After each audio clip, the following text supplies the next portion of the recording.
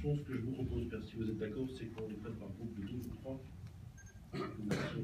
Vous préférez une par une? Oui, parce que finalement, je ne réponds à rien quand il y a 3 questions.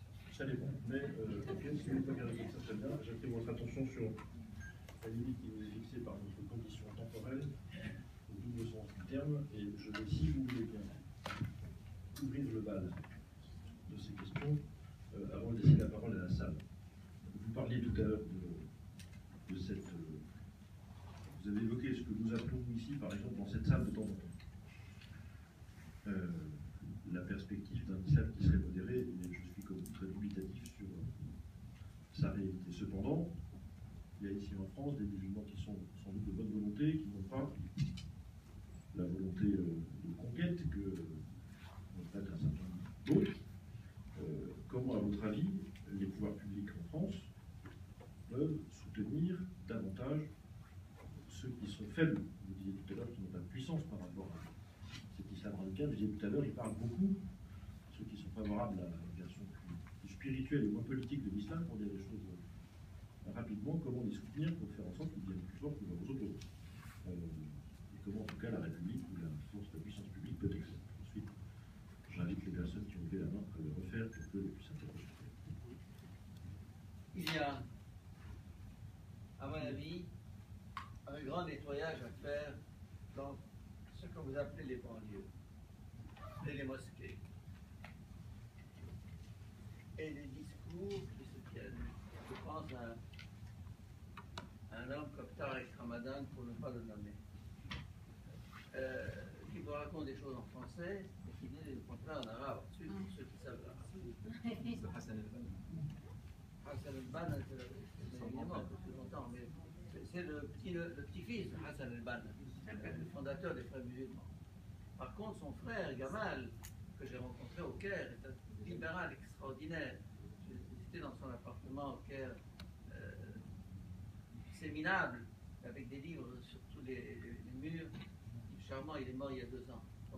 Mais pour dire que il y a les discours officiels, il y a les discours des conférences de rencontres, et il y a ceux qui se disent derrière. Alors, à mon avis, et je le dis quelquefois aux hommes d'église, en leur disant, dans ce dialogue islamo-chrétien que vous établissez depuis des décennies, ne pas penser à introduire des chrétiens orientaux qui ont vécu ça pendant 14 siècles. Vous avez des académiciens qui ont étudié l'islam dans les universités, qui sont beaucoup plus compétents que moi sur l'islam. Mais quelqu'un qui n'a pas vécu la chose de l'intérieur ne sent pas, ne comprend pas ça. Et donc, moi je dirais, il faudrait peut-être que dans cette politique de la France, d'abord, on commence à savoir qu'est-ce qui se passe et qu'est-ce qui se dit dans ces banlieues. Et quels sont les noyaux qui fomentent, parce que, d'après ce que je sais, c'est en ébullition à l'intérieur. Et c'est en ébullition parce qu'il y a des têtes, des meneurs, qui mènent ça. Alors, entre parenthèses, j'ai postulé pour la nationalité française il y a 4 ans. Et la consul d'Égypte, la consul de France au Caire m'a dit, mon père, vous avez un dossier de béton. Il ne m'a pas dit béton armé, mais c'était du béton. Et nationalité refusée. Un autre ami à moi, qui est très bien placé, très haut placé en France, m'a dit, je vais reprendre le dossier, ne vous inquiétez pas, bloqué. Donc, quelqu'un qui a une culture française, qui a répandu la culture française, qui parle français, bloqué. Pourquoi? Parce qu'il y en a d'autres qui attendent avec 4 femmes et 36 enfants. Bon, enfin, je suis un peu dur, mais je dis que la France est un peu piégée et ne prend pas les moyens qu'il faut pour éjecter les éléments perturbateurs. Voilà.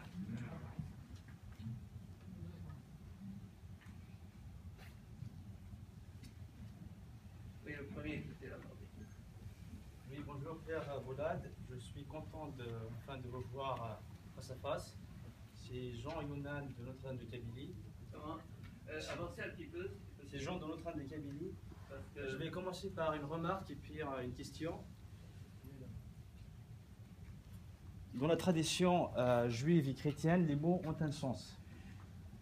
Et souvent, ces traditions, le nom qu'on donne à la personne ou à la chose est souvent en lien, je dirais même en lien mystique, entre le nom et la mission octroyée à cette personne ou à cette chose. En appelant État islamique, on comprend par là des institutions reconnues, une armée légitime, un territoire bien défini. Donc ma question, si cet État est reconnu alors qu'elle est dictateur et criminel au plus haut point, comment les États voisins et les États occidentaux puissent la tolérer? Et si cet État n'en est pas une, comment peut-on parler d'un État, n'est-ce pas, en l'appelant ainsi, on la légitime en quelque sorte, alors qu'il y a des peuples qui se battent avec des moyens souvent légitimes pour avoir leur État à tort ou à raison, mais demeurent sans voix. Dans ce cas, pourquoi donner de voix à cette organisation qui s'élève au rang de l'État? En résumé, quel est le mystère qui entoure un peu cet État islamique? Merci. C'est que tout est corrompu. Ça veut dire que c'est la loi du plus fort, finalement. On retourne à la loi du plus fort. Les droits, quels droits? Il y a une fable de La Fontaine, c'est laquelle, qui va tout à fait dans ce sens-là. C'est la loi du plus fort. Alors, l'État islamique. D'abord, cet État n'a pas de territoire. Ce territoire, c'est la terre. C'est la terre. C'est un État islamique qui commence là. C'est un noyau. Mais il parle non pas d'État islamique, de califat. Le califat est par nature mondiale. Donc, à mon avis, il y a dans la politique une pourriture incroyable.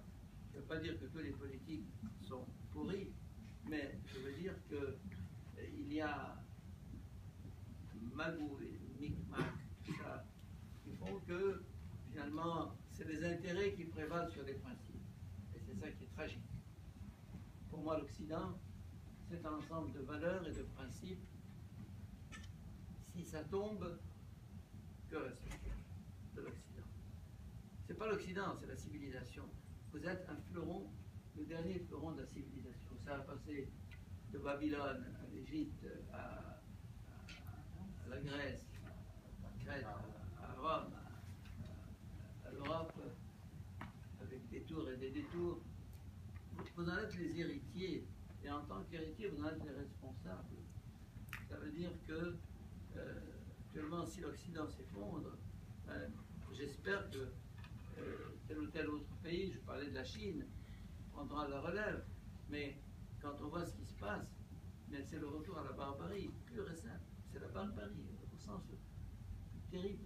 Quand on prend des enfants de 6 ans pour leur apprendre comment manier la Kalachnikov, et quand on les met au premier rang des combattants, quand on prend leur sang pour l'injecter aux blessés, quand dans les manuels scolaires du Caire, de l'Azhar,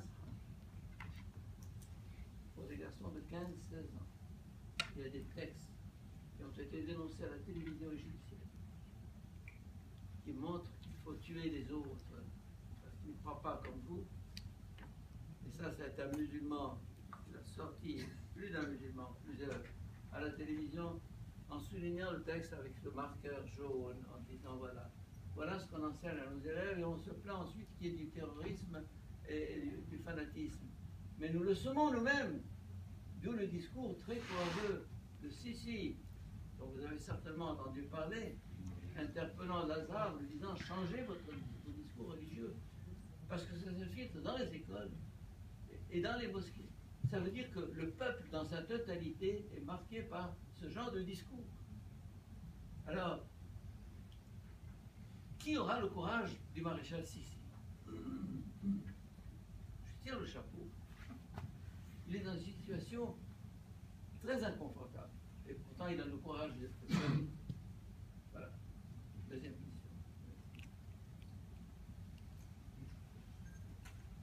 Bonsoir, j'ai une question de deux parties. La première partie, c'est le monde entier se lever contre Saddam Hussein, on l'a battu. Or, on ne fait rien pour Daesh. Pourquoi? Et deuxième partie, l'Égypte a reconnu les frères musulmans comme groupe terroriste. Pourquoi la France et l'Europe, en général, ne reconnaissent pas ça? Merci. Première question. Pourquoi est-ce qu'on a déstabilisé, ou éliminé plutôt, Saddam Hussein? Pas parce qu'il était un dictateur. Car on fait tomber un dictateur pour le remplacer par 10 000 dictateurs. C'est-à-dire que l'Irak était un pays prospère, ouvert, les jésuites y avaient une université, les chrétiens y avaient leur place, il y avait une grande liberté. Que les prisons irakiennes soient terribles, dites-moi où les prisons ne sont pas terribles. Donnez-moi un pays du monde où les prisons ne sont pas des lieux de torture. Bon, il a été dictateur, il a été cruel, il a été... Bon. Mais il est tombé. Pour des raisons économiques. On voulait le pétrole. On voulait le pays. Alors Daesh, maintenant, qui il y a derrière Daesh? Qui il y a derrière Daesh? Je lis régulièrement... Hein? Qui a créé Daesh? Des documents écrits par des Américains eux-mêmes qui expliquent que c'est une création américaine. Je ne le sais pas. Je vous dis, je ne suis pas un politicien. Je n'y connais rien en politique. Mais j'essaie de me renseigner, j'essaie de comprendre. Et c'est mon droit et c'est mon devoir. Maintenant, pourquoi votre deuxième question, c'était quoi? Oui. L'Égypte a reconnu les frères musulmans comme terroristes. Ah, les frères musulmans, ben... Et la France et l'Europe ne reconnaissent pas. Parce que les la frères France n'a pas musulmans encore comme fait la terroristes. distinction entre l'islam et les frères musulmans. Entre les musulmans et les frères musulmans. Il faut que, comme en Égypte, 30 000, enfin, que les musulmans modérés osent descendre dans la rue et parler haut et fort. Ce n'est pas le cas. Osent dénoncer.